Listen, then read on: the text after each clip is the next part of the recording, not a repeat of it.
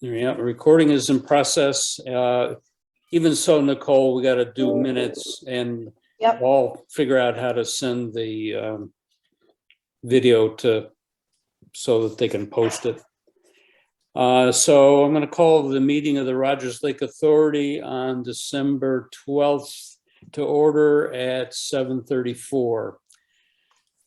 First thing on the agenda is Nicole, could you read the minutes from the last meeting? Sure. A meeting of the Rogers Lake Authority was convened at the Rogers Lake Clubhouse, 7:30 p.m. on December 15th, 2021. The following members were present: Dennis Overfield, Tony Phillips, Venetia Joshi, Mark Hastings, and Janelle Janes. One local attendee joined the meeting as well. The minutes were recorded by myself. The meeting was called to order at 7:36 by Dennis. The minutes from November were read aloud. Motion to accept the minutes from November was made by Janelle. Tony second. Motion passed unanimously. Lake Patrol, there was nothing to report. Nothing to report under weeds. Budget. The board reviewed the current budget. The 2022-2023 budget was discussed and created. The final budget will be submitted to the town on December 16th. Old business, the Eastern Pond Mussel Report was sent to Deep, as well as both Lyme and Old Lyme town selectmen. New business, Mike McGee from the Harbor Commission explained how the commission regulates docks which are built and installed. He discussed the need for having kayak racks for people who would like to have easy access and use for the sport. It would also be helpful to have a launch assist, which is a personal paddle sport launch that helps people get in and out of their kayaks. Proposed is an installation at Haynes Park in early spring.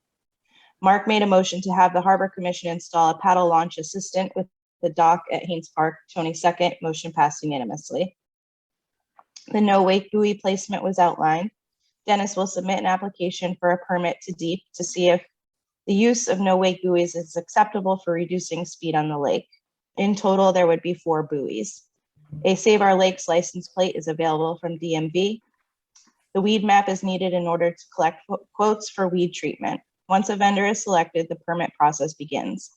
The Pond and Lake Connection will submit to the National Diversity Data Bank now for a fee. Janelle made a motion to submit an expense to secure the necessary paperwork to obtain the National Diversity Database permit with an estimated cost of $950. Mark second. Motion passed unanimously. Motion to adjourn made by Janelle, Venetia second, and the motion passed by unanimous vote, and the meeting ended at 9:13. Okay, any comments or corrections? Then I'll entertain a motion to accept the minutes as read. I make a motion to accept the minutes from last month as read. A second. Okay, all in favor? Aye. Aye. So carried. Okay. The next thing on the agenda is the budget. I sent it out to everybody, but I could put it up on the screen if there's anything. I'll just go down through the expenditures for December. Nicole, it looks like you've finally been paid for all your time now. Yes. Okay, good. And then for the weed treatment survey, you'll see an expense for $950, and that is for the starting the permitting for the diversity database that we approved at the last meeting. And at the end is the $927.77. And that was for the rentals, winterization of the patrol boat. So that's all the expenditures that we had last month and explanation of them. Any questions? Hey, Dennis, Yes. I found out how the bill came to be with Kevin. Okay. So Mike Secord actually received the bill and he put it in Kevin's mailbox thinking it was my mailbox. Oh, okay. So that's how that happened. Oh, okay. So the post office wasn't. The post office did what they were supposed to do. Yeah, okay, good. All right, but anyway, we, that invoice got paid and they are working on getting that going. So I know what this Nick McMahon from Pond and Lake Connection was waiting for the weed survey map that we got, and I forwarded that to him. And so now he has everything he needs to go ahead and submit to them. So that project is moving forward now. And, they'll get back to us when they get back to us. So there's no rushing them or, they're working to their own drummer. Okay. And the next thing on the agenda was just an update, the marker permit application. I filled out that application and I sent everybody a copy of that. And lo and behold, the next day I got a response back from Deep that they had received it. But I have no commitment as to when to expect a response. But typically in the past, when we did the signage down at the Cove, they needed to come out and survey it, but that Deep employee is no longer there, and you really can go on Google Earth and see everything instead of going out on a boat. So we'll see what happens there. Okay. Dennis, if they were to go out on a boat, would they take our boat or do they have their own that they'd launch? For the signage down at the Cove, we took them out on our boat, right? Yeah. Mark and I went out with Deep. Mhm. Okay, And they made an appointment. okay. But I'm hoping, well, yes, one is that it is good to actually see it in real life and really understand. So I guess I'm not expecting, maybe Spring. in May is when there'll be activity. But anyway, that's now out of our hands. Mhm. So,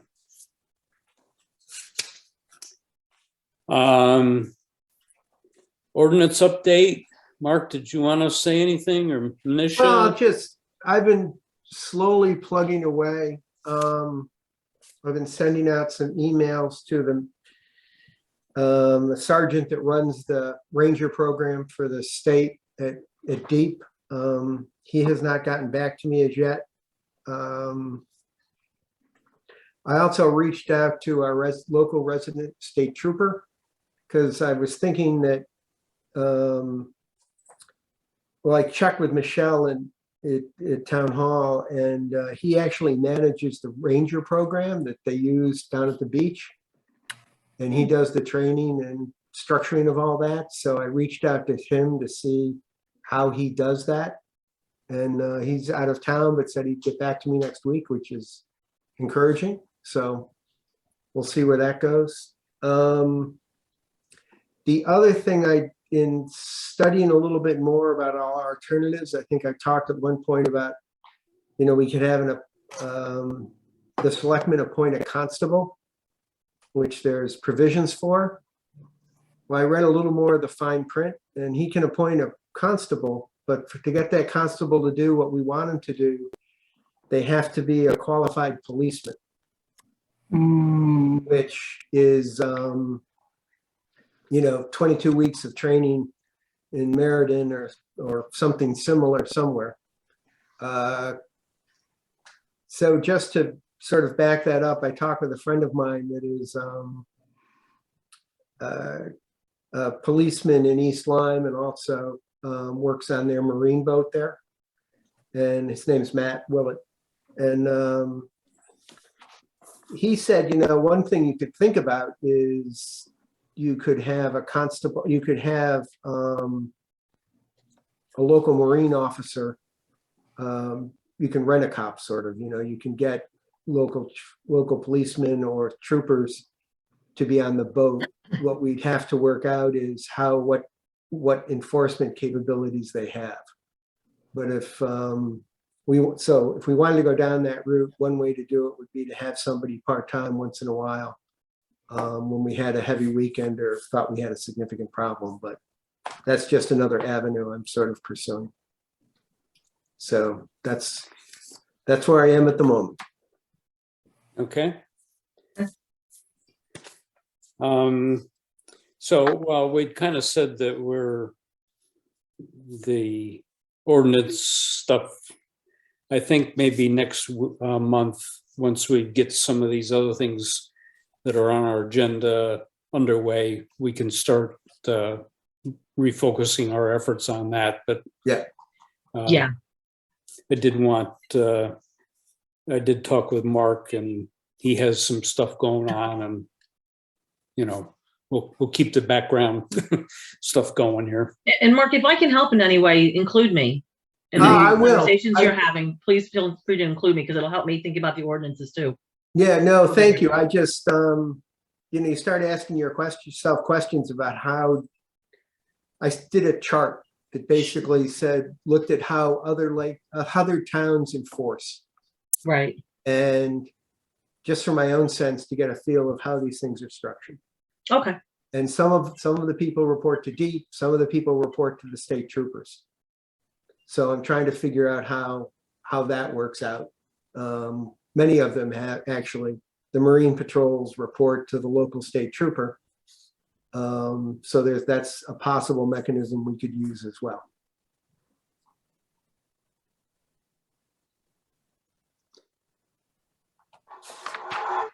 Okay, any other old business?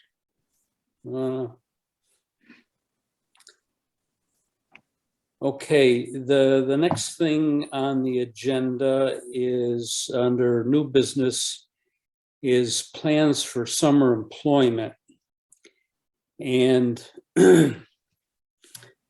I spoke with John Freer just yesterday.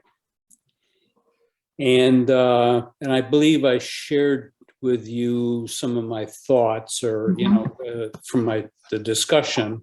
Yeah, you did. He seemed, we now have the supervisor position open, and I spoke with him if he would have some interest in doing that. And he explained that it would involve recruiting and whatnot. And he expressed, a reasonable interest in doing that. His employment, his hesitancy was current employment, whichever it is. But he thought that, the supervisor position would, that doesn't need to be done, on a Saturday or Sunday. It can be done anytime. Mm-hmm. And so he felt that, that wouldn't be a problem doing that. So I don't know how the rest of you feel about John, whether we'd like to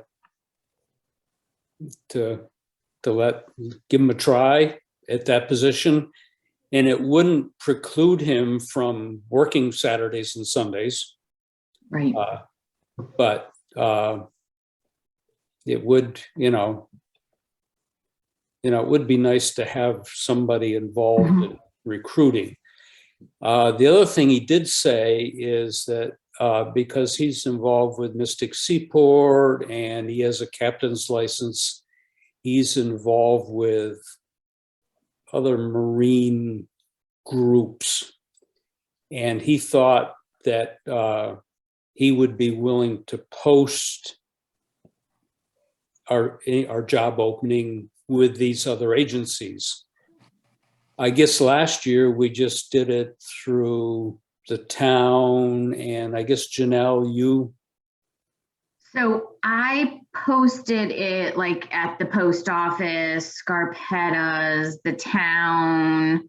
But we did at a meeting, ask John if he knew anyone, and he didn't come back with anybody. mhm, So I have no problem whatsoever if he wants the supervisor position.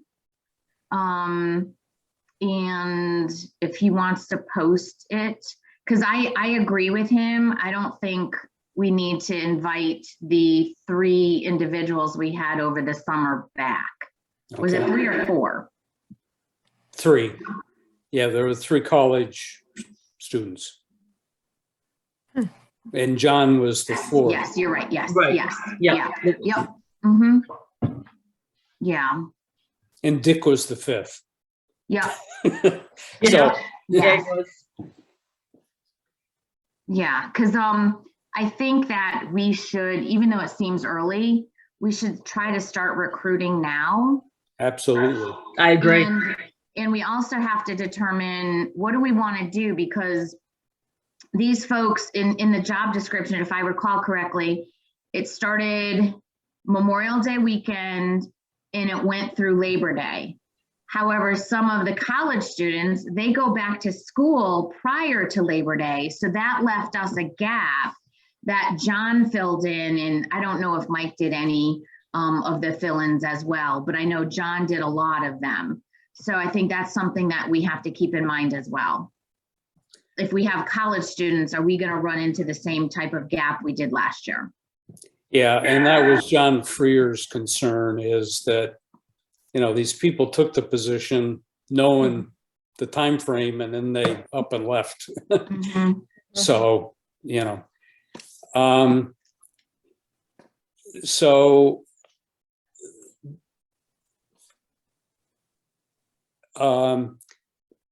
I guess we should vote to see, do we want to extend to John Freer the position for the safety? Let's see what that title was on the. What would they do with Did we just call it a supervisor position? the RLA Patrol Boat Launch Supervisor? Okay. Should we vote that? You want to anybody make a motion to extend that position to him? I'll make a motion to extend the position of Rogers Lake Authority Patrol Boat and Launch Supervisor to John Freer for the 2022 season. I'll second that. All in favor? Aye. Any opposed? I'm not opposed. I'm in favor of it, but, and not that he isn't worth a raise, but is he going to ask for a raise? Yeah, I No. just, okay. It's not, Okay. it's not in the, Yeah, we don't have it in the budget. I was gonna say, it's not in the budget, so. Okay, it's $17 an hour, okay. and that's the same as, they get. But when you look, The advantage he has is he can work more hours off the lake because of training, scheduling, recruitment. Mhm. yep. But do we have to put any parameters around any of that, or we will run into an issue with the budget, or no? Mm. Because I think for scheduling shouldn't take more than an hour, because we know what the days are. We know what people's schedules are. So that shouldn't take as much. And training, depending on the skill level, that's going to be a handful of hours potentially, in monitoring throughout the season. I just don't know if we have to put any parameters around it. Otherwise, we run into a problem with the budget. Okay.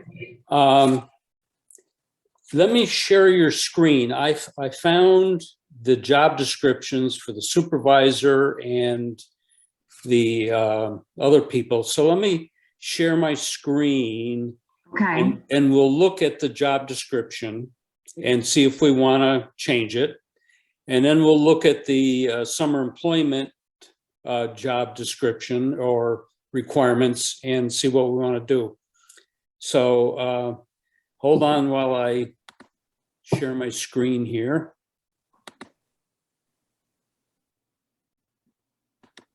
Oh, okay.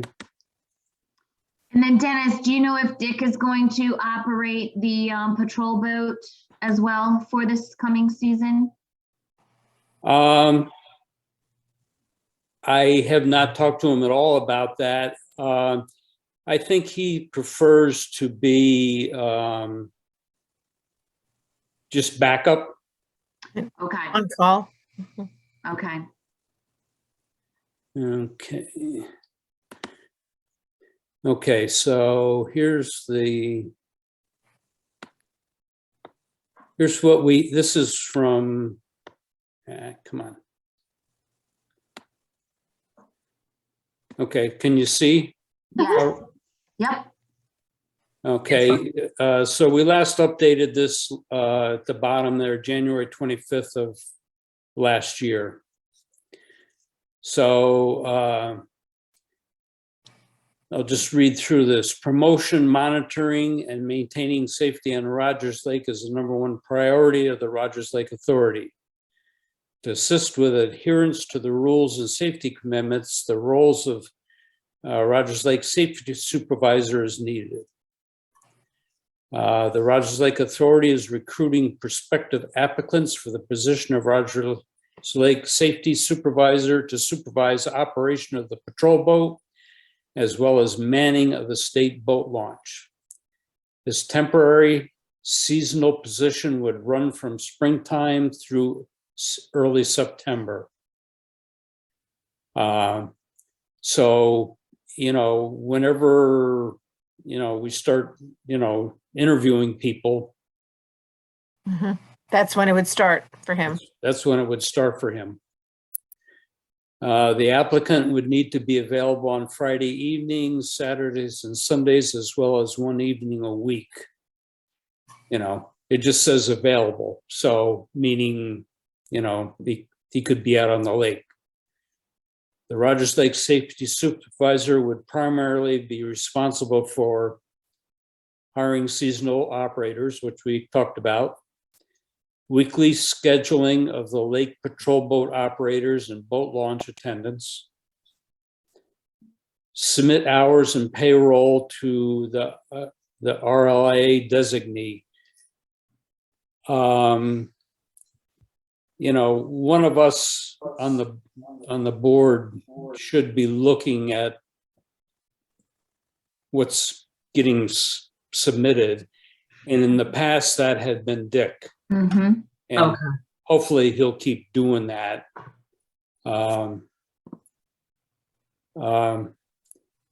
The next bullet, training of the lake patrol operators and boat launch attendants.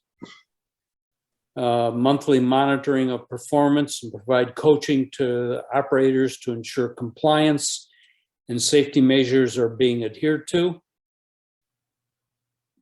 Provide backup coverage if and when needed for operators. Provide patrol boat coverage a minimum of 1 day per week on a Tuesday or Thursday. Prepare accurate and concise monthly reports for the RLA on number of safety violations, incoming calls, number of rescues, hours of coverage. And, whether he comes to the, somebody comes to the meeting, provides a verbal report, but, I think we need to, and we didn't really Mhm. get that last year. no. Yep, Report patrol boat maintenance needs if when necessary, and maintain working relationship with deep contacts. Anything that we haven't, I think that covers the responsibilities of the supervisor. Mhm. Yeah. okay, Dennis, I just did the math. You've got $1,000 for the supervisor, which comes out to just under 60 hours. uh-huh, Wow. That would seem to be enough, Really? because if he goes out on the launch, that would be charged to the, the launch attendant. yeah. So Oh. So are we going to have a launch attendant this year? Is it necessary? Let's discuss that. Don't keep that thought. Let's finish this one up. Okay. But we need to discuss that. Okay.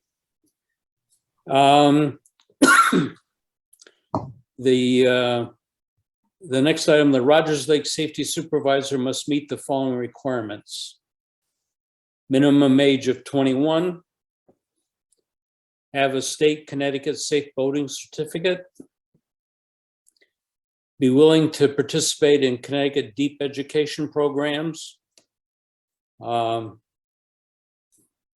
and able to promote, monitor, and maintain safety of all users utilizing Rogers Lake. Know and understand state of Connecticut's deep boating regulations. Willing to work with Old Lyme authorities and Connecticut deep enforcement. Know and understand the rules of Rogers Lake. Know CPR and first aid, basic first aid. Provide an image of confidence and act in a professional manner at all times. Have a presence which deters violations. Have and enforce a customer-friendly attitude, awareness, and safety. I think we've covered everything there. Anything needs changing? Again, Don't this. think so. Okay, again, this role is not responsible for securing dock space. Again, hopefully we'll be able to use Tom Mendelsi's next door. In fact, let me make a note to get Tom to, unless, well, let's not get sidetracked here. This role is not responsible for securing dock space, nor uniforms, nor boat maintenance, nor fueling of the patrol boat. If interested in this opportunities, please complete the application to season temporary appointment and highlight specific qualifications. An email to our email address. Dennis, last year, did we have to post this and all of that, go through that whole razzmatazz? Yes. Yeah, I Yes. think so. Yes, it was posted on the Lyme and the Old Lyme websites. Now, I don't believe that we, Janelle, you might know, I don't believe this is what got posted at the post office and whatnot. It was not. What got posted at the post office was of the Rogers Lake Authority boat on the top to grab someone's attention. Right, yeah. I still have that if I have it in my files. Yeah, I saw that I saw something in my files that was an abbreviated thing that we posted. Yep. But, just looking down through this, I would say that John Freer meets these requirements. Mm-hmm. Oh, yeah. Mm-hmm. Okay. Yep. So since he's already on the town Payroll. payroll, I'll just go ahead and talk with him, and I'm going to send him this Mm-hmm. this document saying, here's we voted on it. We'd like you to do it. And here's what we feel, here's what the requirements are. And are you still interested in it? Good, Dennis. Okay, Mhm. good. Okay.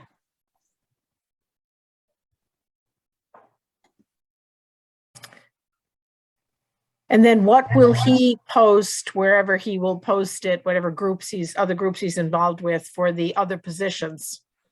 Okay, let's look at that document. So, hold on, I gotta Yeah, from the blue, yeah. move it over so we can see it. Okay, so,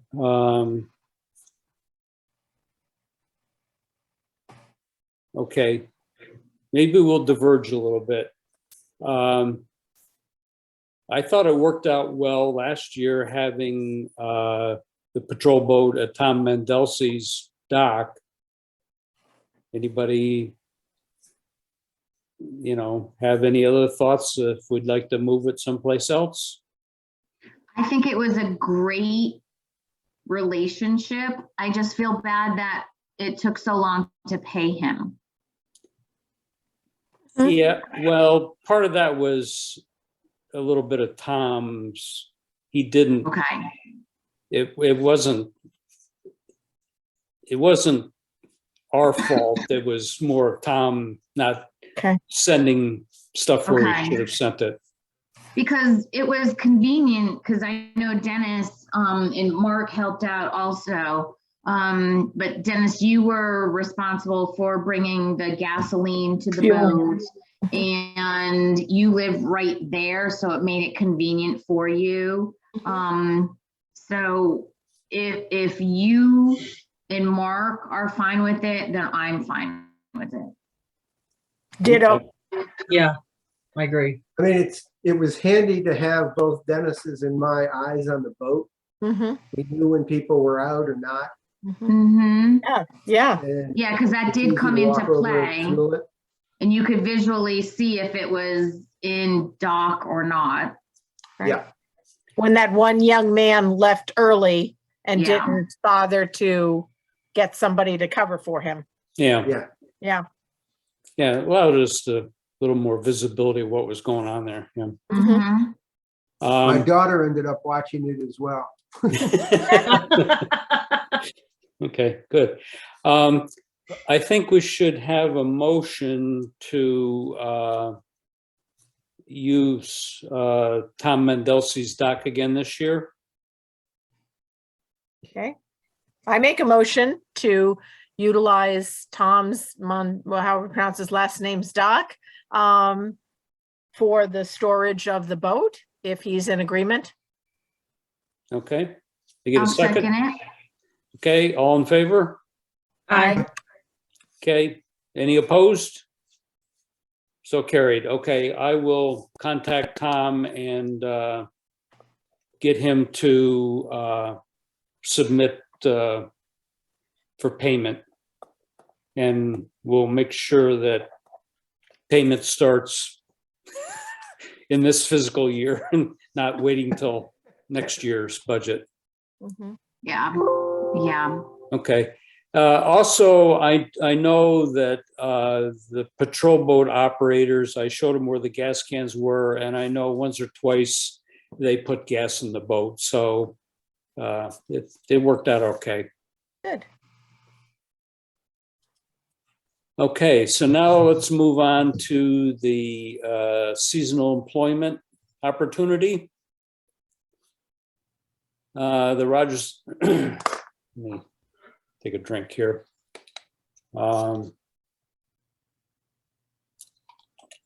Rogers Lake Authority is recruiting prospective applicants to fill open positions to share operation of the patrol boat as well as man the state boat launch. This temporary position will run from Memorial Day weekend through Labor Day weekend. Applicants would need to be available on Friday evenings, Saturdays, and Sundays, as well as one evening a week. And to apply, see the Rogers Lake Authority webpage, blah, blah, blah.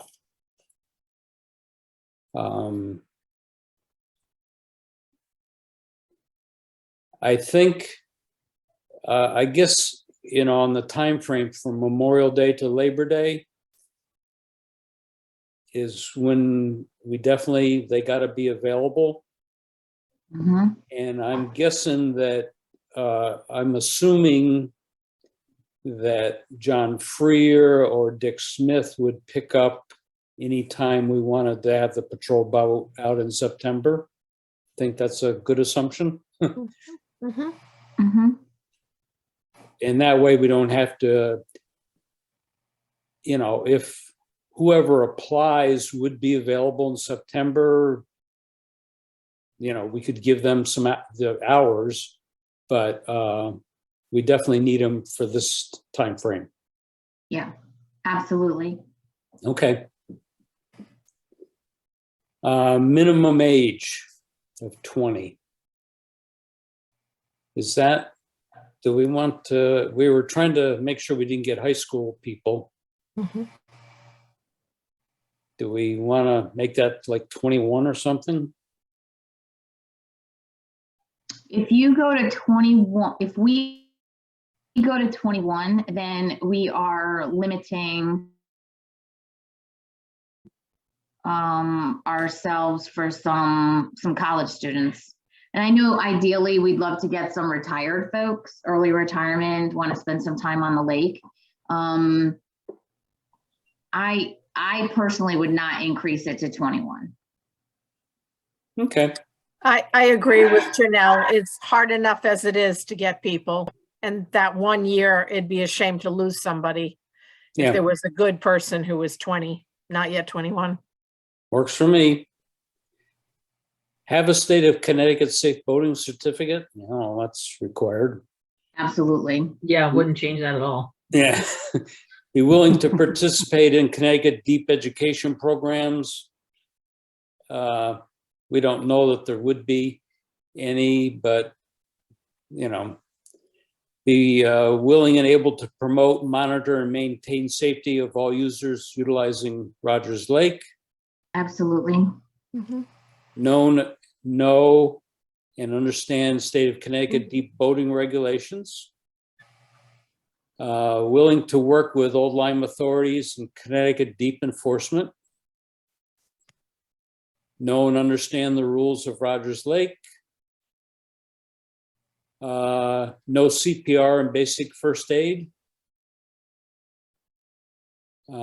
Provide an image of confidence and act in a professional manner at all times. Have a presence which deters violations. Have and enforce a customer-friendly attitude of awareness and safety. Any additions or updates there?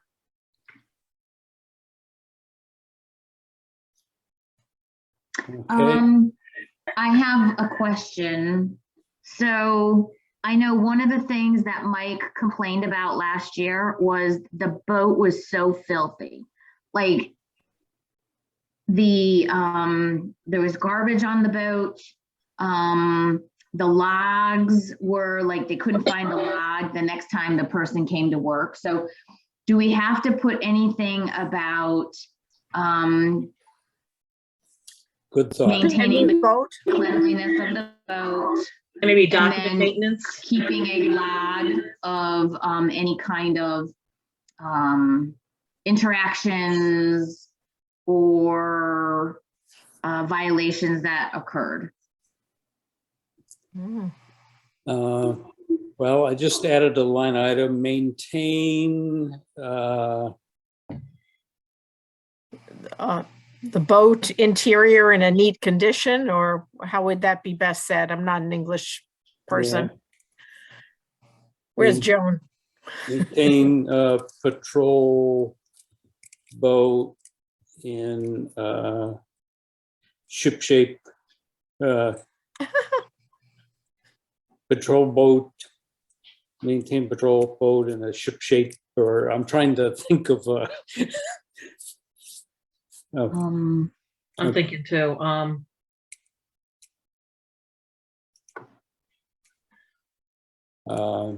in an organized fashion. I think you want clean in there. Yeah, I clean, guess clean and I like organized, the word clean, the clean, and organized, yeah. but I would also, I think to Janelle's point, or the maintenance of the logs, right? I mean, I think that should be spelled out that if they're interacting, that they need to document that. I'm not sure how much that happened or not, but yeah, No, that's really important. I agree with you. I think that's another bullet item. I think so yeah. too. I think it's a Yeah. separate bullet item. And seems like in the other one, there was a thing about, no, maybe I closed that down, but in the supervisor thing, there was bullets about, Logs? yeah, I don't recall it. maintain log of Pertinent information, activity. Good. activities. And I would maybe put something in accordance with the supervisor's direction or something like, I mean, the supervisor should be directing them on how to maintain that log.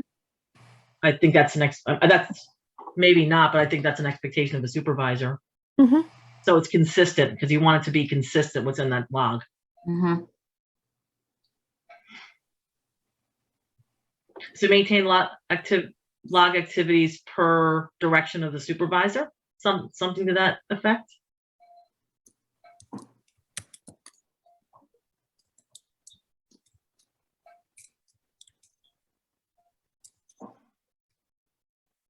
I guess I shut that, I closed that other thing down. But yes, I'll look at that a little more and wordsmith it. But yeah, this is why we're going over this document, is Oh, to, absolutely. Definitely. to Dennis, before you go far away, manner, MANNER, as opposed to the castle. Thank you. Two Thank you. ends, Dennis. Two Yep. ends. It's 8:16. It's all good. Excellent. I'm an engineer. I don't spell. Says my husband. I totally get it. Yeah. That list looks really good now. Okay. Let me just, so I can save this. Yeah. 112. 112. 22. I can't believe it's January 12th. I know. Okay, and I'll just save this. Not save. Okay. So before I shut this down, let's talk about the launch attendant. And I'll just start the discussion in that Deep has given us permission to be at the launch ramp only for reasons of horsepower notification. That's the only thing we are allowed to do at the launch ramp. Dennis? Yes? Okay, I can't, don't the attendants also give other instruction or look for cleanliness? We're Are not, they no we're- instruction? we're not allowed to be doing any of that. Wow. They ever asked Dennis what we do or observed what they do? Well, Mark, our other deep contact, had threatened to show up and see what they were doing. And Yes. he pointed out very specifically what we were permitted to do there. When was that? Yeah, Last from their year, point of view, it's their turf, it's state property. Yeah, he absolutely, he more than threatened, or implied, he threatened. I mean, he sent us the letter and said he'd like to revoke it. So yeah, the prior guy was very sensitive to, Peyton, was that his name? yeah, Yeah, was very sensitive to what we did there about, I mean, technically Deep should have somebody there looking to make sure that the boats are Yeah. clean, that they don't have, weeds Invasives. or mussels Right. or anything else on them. Was it Jerry Desmond? no, it was Mike Payton. Oh, okay. Yeah, Jerry Desmond passed away, if you know him. Oh, no, I don't recognize that name. He was with the boating safety. He did a lot of the instructions for the certificate. So they Yeah. actually sent us a letter? I Yeah, don't remember that. I was gonna say, I've never seen that letter. I'd like to see it if possible. They sent us a copy of the original authorization letter, Oh, underlining what what we were supposed to do. yes. So- I have that letter because Mike Secor asked that they have that the launch attendant have that with them. Okay. Now, So- now let me, so when Mark and I were at Deep a couple of years ago, we did talk with a woman, and name escaped me, but they did have a program for training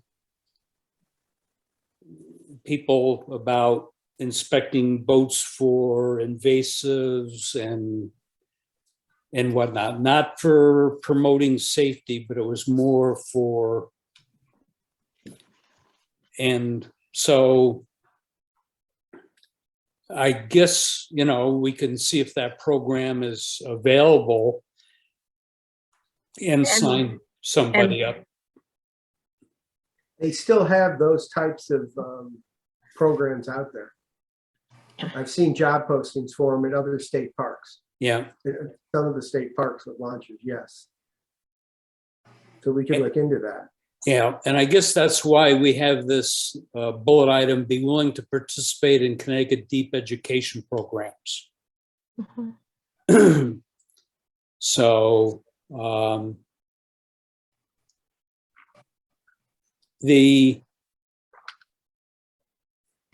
I'm just going to throw another thing out there.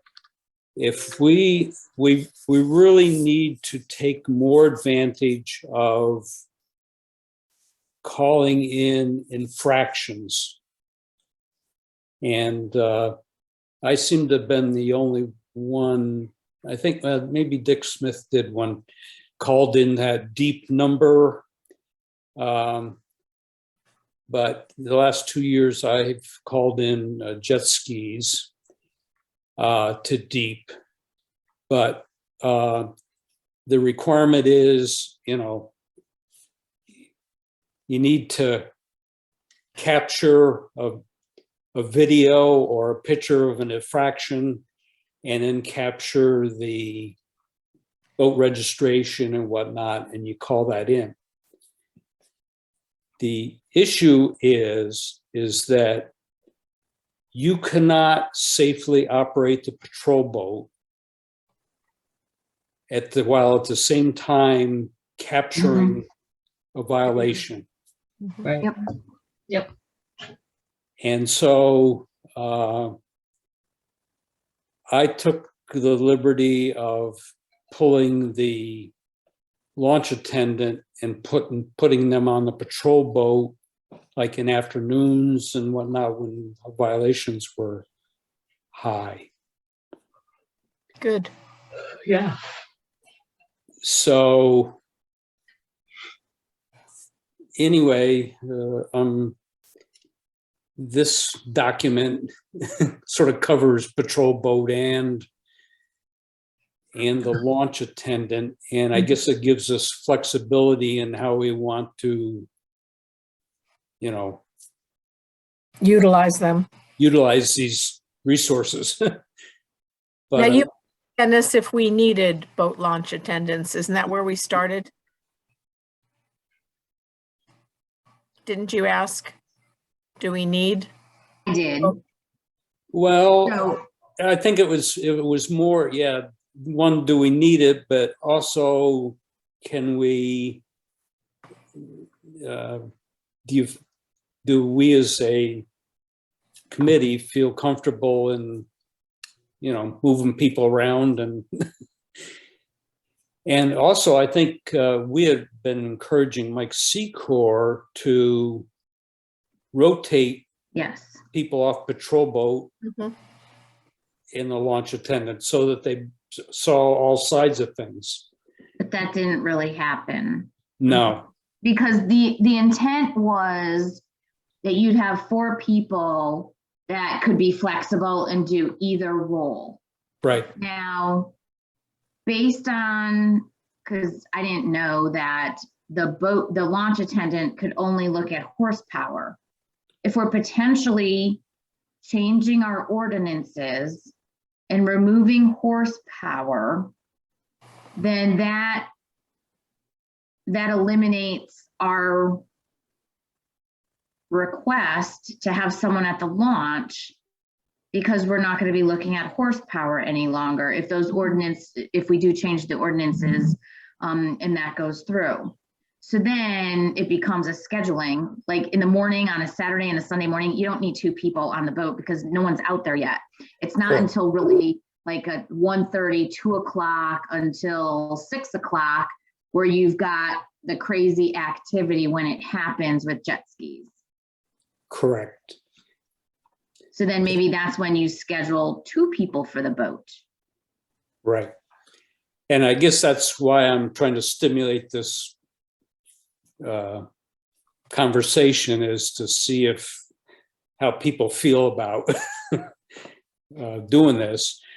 But again, we're spending a lot of money on weeds and whatnot. And I think my feeling is if we could find somebody that, you know, if Deep is offering that other training, Mhm. then it would be worthwhile to have somebody at the boat launch. Right. Right. That makes sense. So I agree. say we maintain our flexibility and we hire, because I know that one individual, that one gal, she only wanted to do the boat launch. Well, that's because she sat in a folding chair and read a book. So when we hire, whether we hire 4 people or 5 people or 6 people, whatever we can get, it has to be very clear that you'll have to flip-flop. And we might not have the launch position depending on what happens, but they have to have flexibility in either the boat or the launch or just the boat. Yeah. Yeah. But I want to give us, as the RLA, flexibility Yes, to assign people as needed, Yes. right. I agree. Exactly. where needed. Yeah, absolutely. Okay. Okay, so it seems I'll do a little more wordsmithing with those 2 items we put on there. But so I think the first step is to talk with John Freer. Mhm. Then the next step is to get these posted up on the town websites. And then we'll work on a flyer that we can have John post and get put up around the town. But I Yeah, we think, could modify the one that we had for last year, just modify it. yes, okay. I don't believe, I know I have a Word version of that, but I don't have, it sounds like you did a little, making it a little more presentable. I can send that. I can send it out to everyone. I can Yeah. look for it. Thanks, Janelle. Yeah, thanks, Okay. Janelle. No, Okay, do that. All right, good. So that'll get this activity going and so any other things on summer employment that we need to go over? Not for me, but I did remember something as everyone was talking about ordinances that went through my head and then left. Oh God, I'm getting so old. But it was when, don't the two towns in town meetings need to have town meetings about our change to the ordinances? And when, again, are the two towns town meetings? Just for the timing of when we're done with the ordinances, need to be done with them. They're they're ongoing, aren't they? no, No, They're scheduled. Yeah, it's, I think Old Lyme is in May. I believe it. Mhm.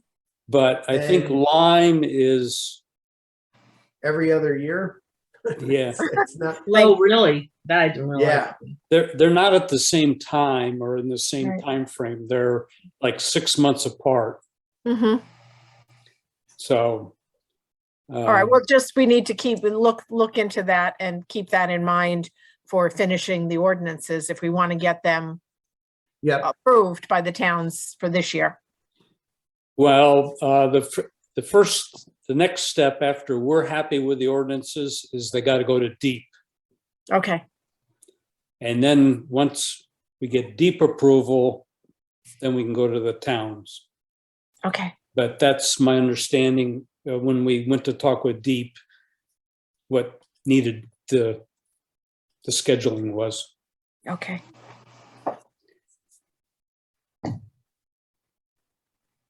Okay. Next thing on my agenda was the Connecticut Experimental Station Aquatic Weed Map. And it was, when they sent it to me, it was like, whoa. Eye And opening. it, but,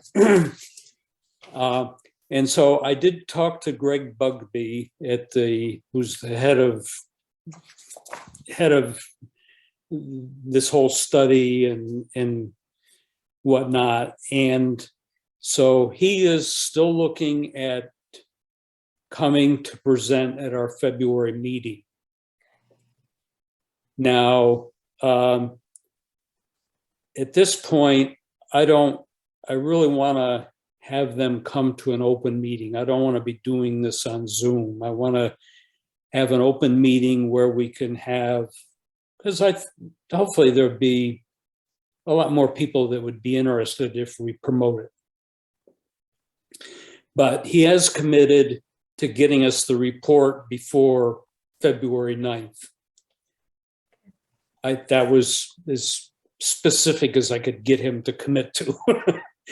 So, but the purpose of getting this weed map was so that we could go put together a request for quote, because we'll need 3 quotes for the treatment this year. So I guess my first thing was when I sent everybody out these maps, but I sent out individual maps showing, and the lake was choked with the variable leaf milfoil. And, it's just in a few spotty locations. So like Janelle over in front of you, I thought there was a lot of that milfoil growing back, but it's not, whatever's growing back is not this milfoil. Because I don't see anything in your cove mark there. No, I've got weeds though. I thought it was milfoil, but maybe not. Let's see, it's this red thing. There's the fanwort. I've got fanwort. Yeah. Yes. And I have, No. You that's don't it, have- fanwort. No, you don't have fanwort either. It looks like it's either. Yeah, I this- do. It's right there. That's, Uh, No, that's sprat. I'm right next to Sprat. The actual circle is in Pat's driveway. Yeah. But it looks like just one little spot of it, not a lot of it there. But when I was looking around though, that Sprat has a dock on the south side, and it was more up in that area, I think, where when you put the actual map on top of it. Yeah, The- that's, the milfoil dot, that's like where Nancy and Ed are, right next to Pat. Yeah.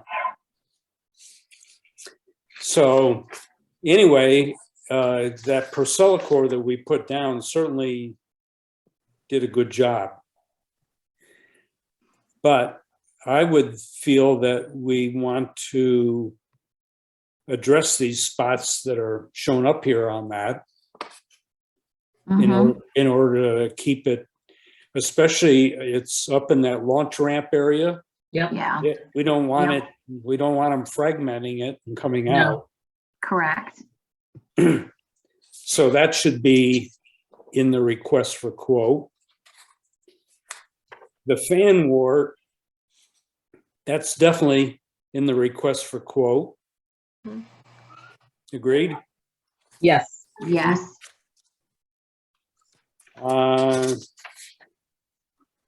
The Phragmites, that's interesting. SWCA treated the Haynes Park Phragmites with, what's that nasty, Roundup, a type of Roundup. But in, I sent you, again, I sent you all kinds of stuff, but that Pond and Lake connection, Nick, he indicated that it would take 3 years of treatment to really make it go away.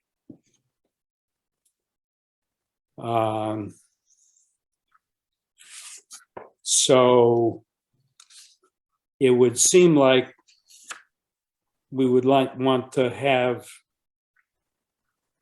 additional, treatments again next year on that. But we never treated that one over, actually, it's by you, Tony, where that other location of Phragmites is. It's over in your cove there. Yeah, I must be near my neighbors because Yeah, it's not right. directly in front of it's not my shoreline. Okay. right.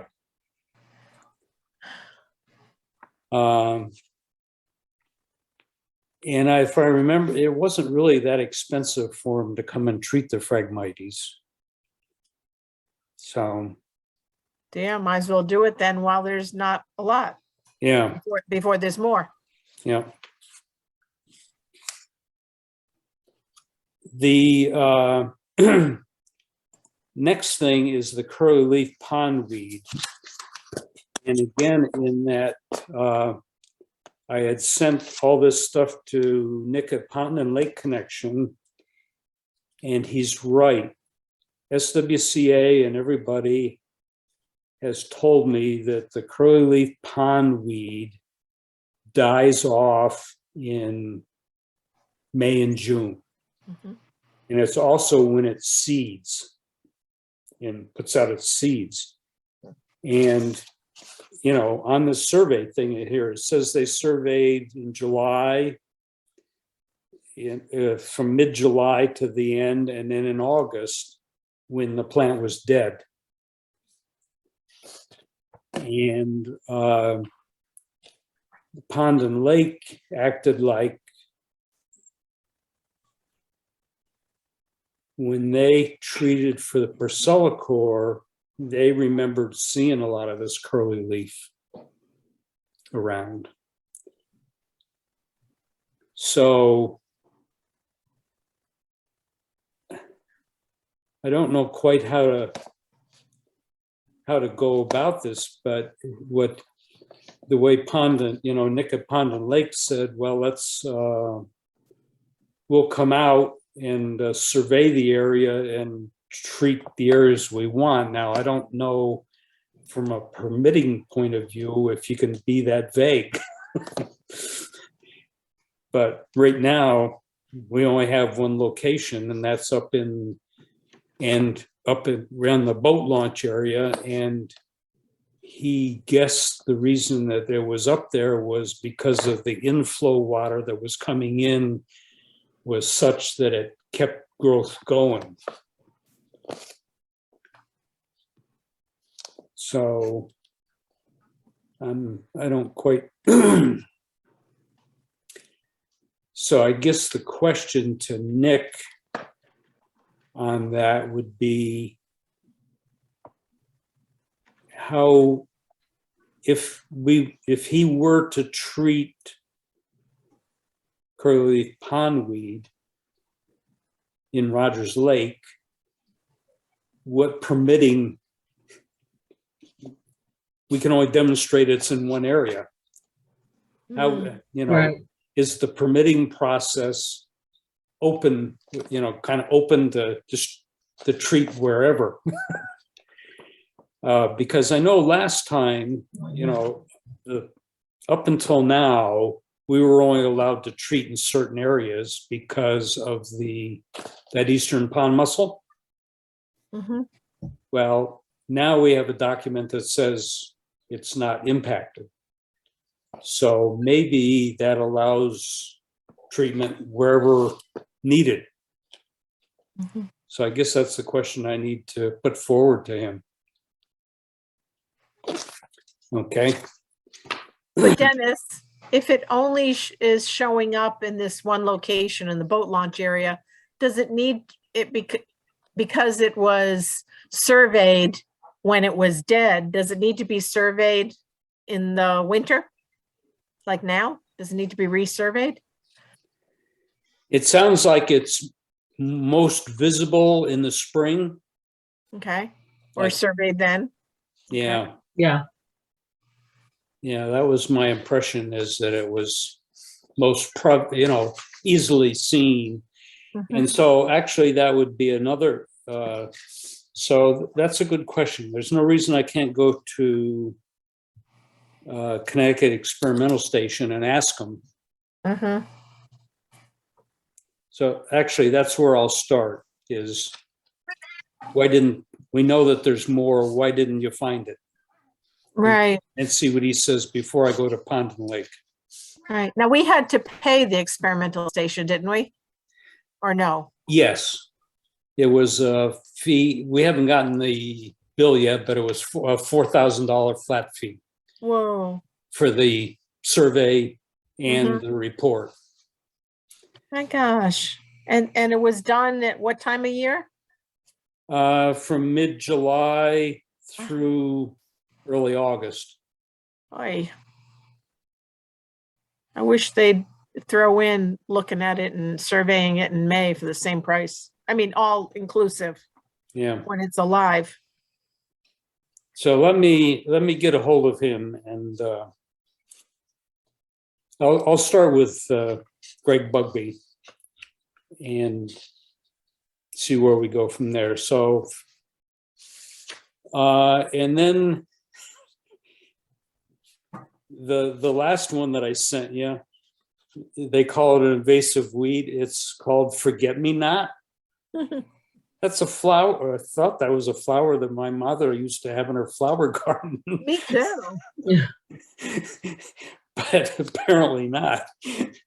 But again, that seems to only be in the boat launch area. And again, I'm going to talk to Greg Bugby about that, is how does it propagate? Does it get fragmented? And whatnot. And if that's the case, then we should treat that early now before it's again all over the lake. Mm-hmm. Yep.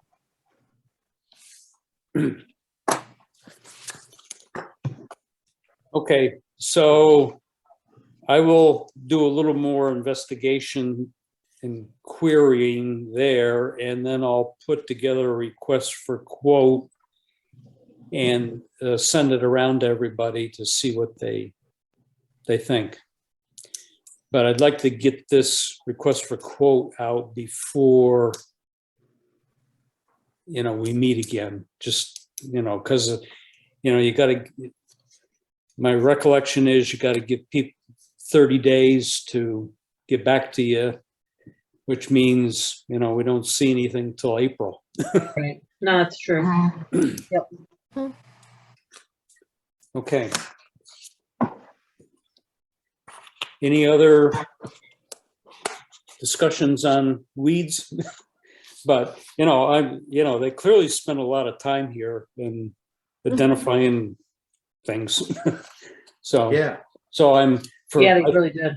we more than got our money's worth out of this, because I think SWCA, when we had them do it last year, it was like 8,000 or something like that, and it was only in select areas where they looked. So, okay. The water quality testing, I believe I sent out the email from Andrew McDonald. Yeah. I Yep, you did. Yeah, you did. had verbally talked with Yale about would they be willing to do water testing, give us a report, because I know, you know, like he said in his email, they're out from April to August every 2 weeks. And then they do it once a month, other times. The only change is that they only do it in one location. And the protocol that was developed had it done in 2 locations. Where Yale does it is down at on the old line border. It's down at that end of the lake. And so the flow of water through the lake is really from the lime end to the old lime end.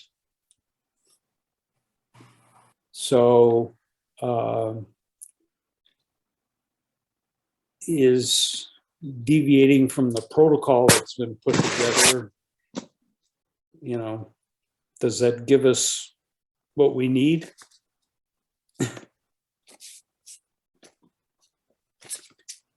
I don't know. It just seems, in fact, for money saving, we went from doing 6 samples a year to 2 samples a year because it got so expensive. right.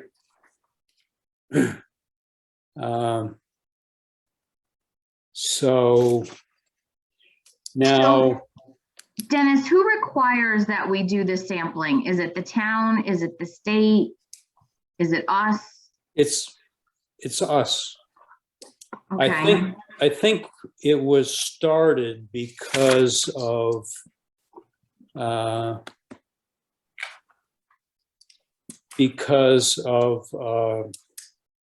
when we got the initial permit to do the herbicide treatment, they wanted to make sure their, you know, the decaying matter and whatnot was not Mhm. creating algae blooms and whatnot. So, you know, I guess we send out a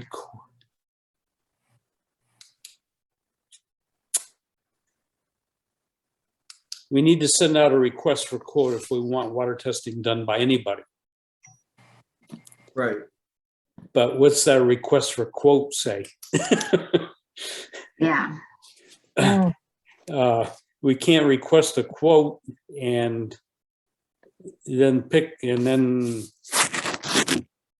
well, I guess we can. Because I guess Yale would come back and say, no, this is what we want to do. And,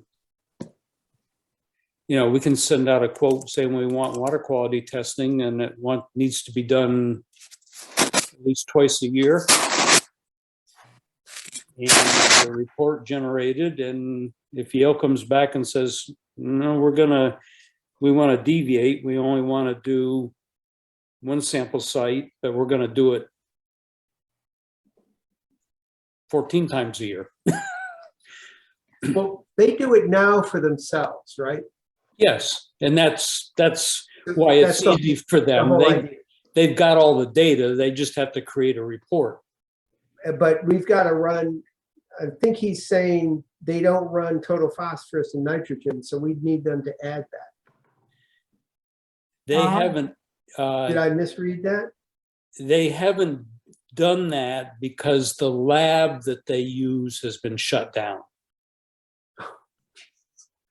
Permanently or temporarily? No, it was just a temporary, it's a temporary thing. Okay, so it should be back up, right? Well, that's what I'd hope, yes.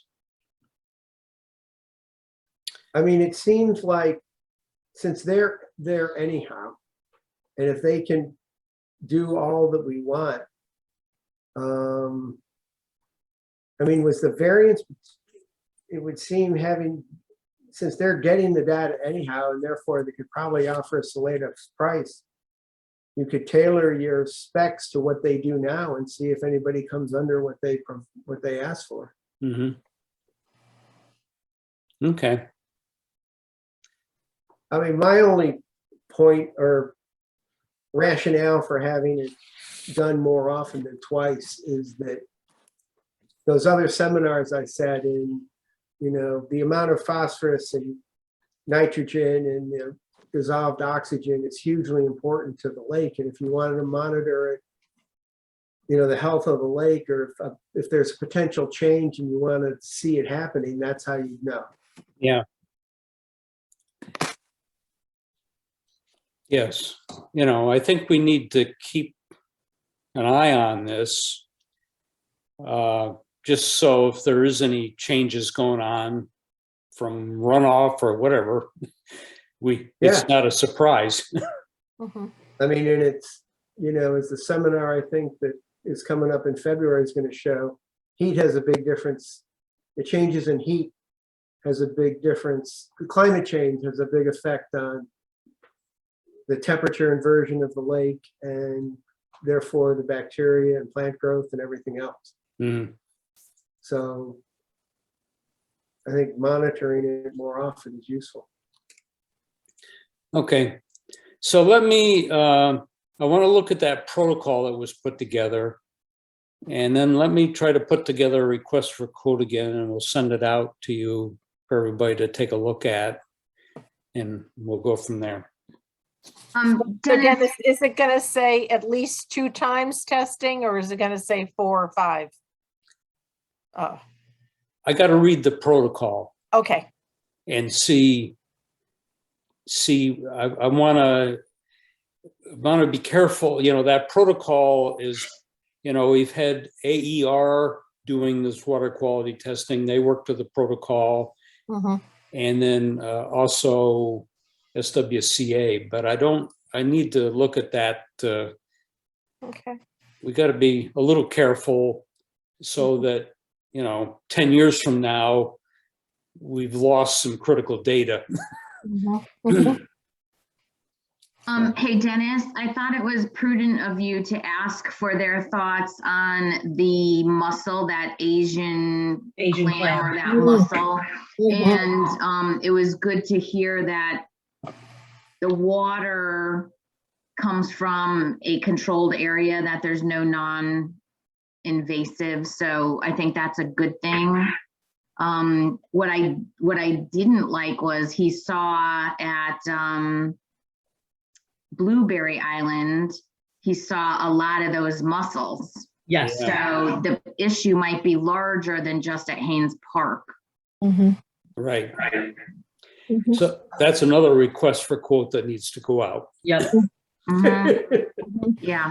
And so, you know, but definitely now in that quote, it needs to talk about both eradicating them in both areas. Mhm. Yes. Yes. Yeah. And Does it make sense to see where else they might be, to like do a survey of where else these clams, or what's it called, an Asian clam? Asian Where the clams. Asian Yep. clams are, if they're in any other areas? well, when SWCA did the Eastern Pond mussel, they looked in the 8 areas where we've done the treatments. And but Blueberry Island was not one of the areas where we treated, so they didn't look there. So so I think the first thing to do is get the 2 areas that have been identified treated, and then you know, but I don't think we want to wait for another survey to the lake. But I guess I could ask Greg Bugby again, because you know they were going in with a grapple and grabbing stuff Mhm. and see. So let me, when I talk to Greg, you know, he's been a very approachable guy, so I don't feel, you know, I feel that we can ask him that. So. Good. Okay.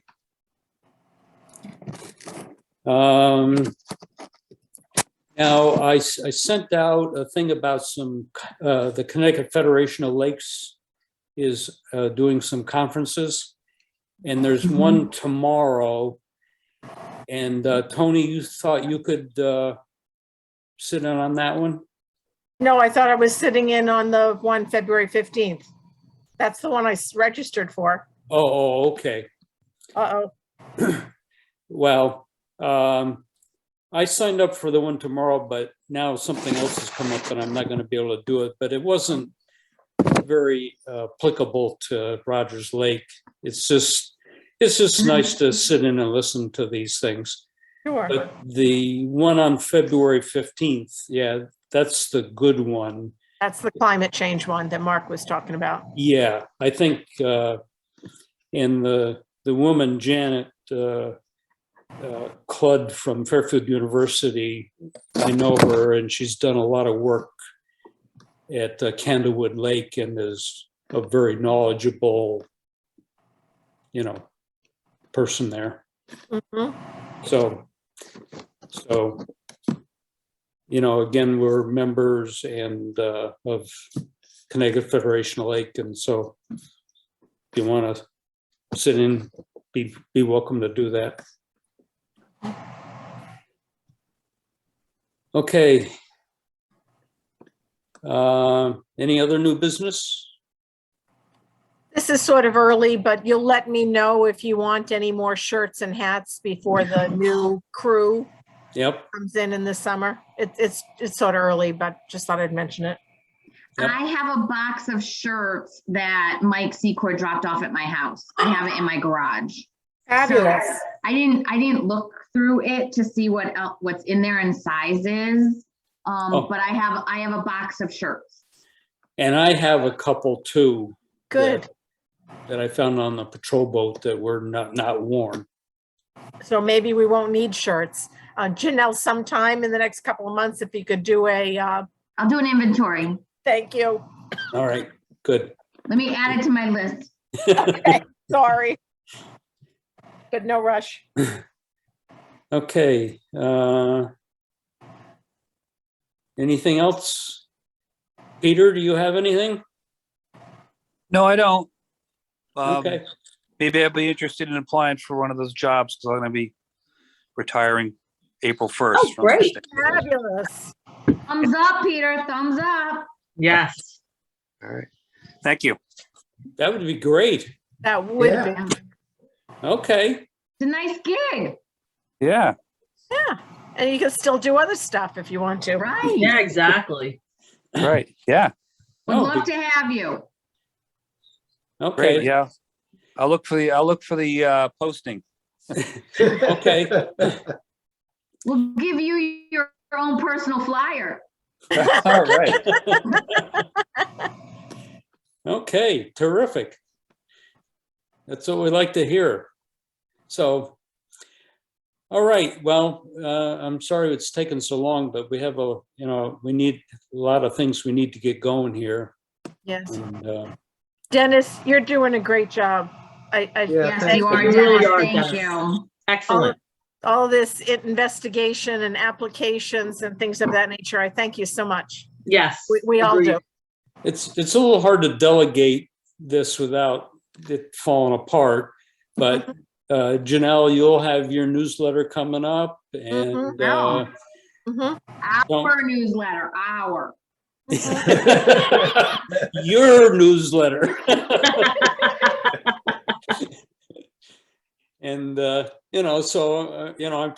try to divvy up things that can, but Yeah. there's certain things that it's hard to. It's just better to do it, but Right. anyway. Okay, I'll entertain a motion to adjourn. I make a motion to adjourn this evening's meeting. I'll second it. Okay, all in favor? Aye. Aye. We're adjourned. If anyone's Thank you. wondering, UConn is up by 5 points. Yay! Okay. Awesome.